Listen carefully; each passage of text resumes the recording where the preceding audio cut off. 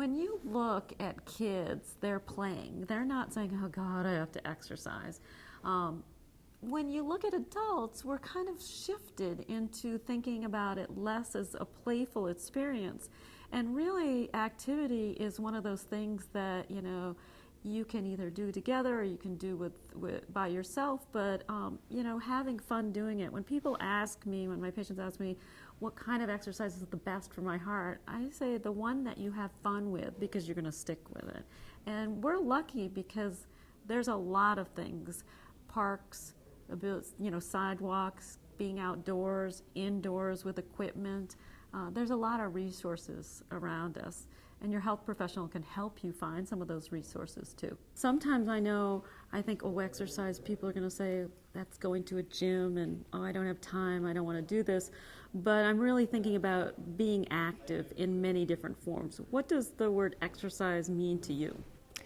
Well, surprisingly, I think it means more than just an exercise program. It means movement. And one of the problems in our society is a sedentary lifestyle. And one of the first things I recommend is increasing your daily activity. That might be, if you have a desk job, getting up once an hour to move around.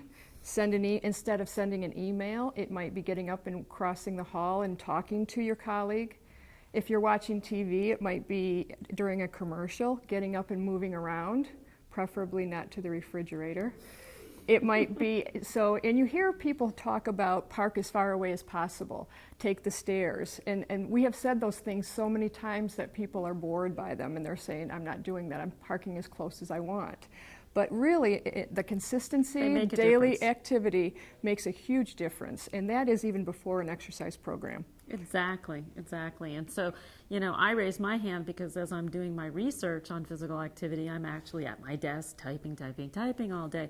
So this happens to all people, but we can't stress enough how just even parking a little farther, putting in that little bit of walking throughout the day really makes a difference.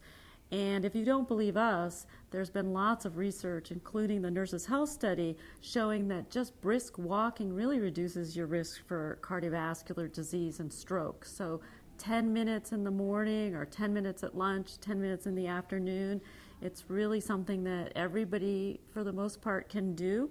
And if you can't do that, then there's other different types of exercise. And we have several pieces of equipment here that people can use even if they're not able to walk too far or too long or at all.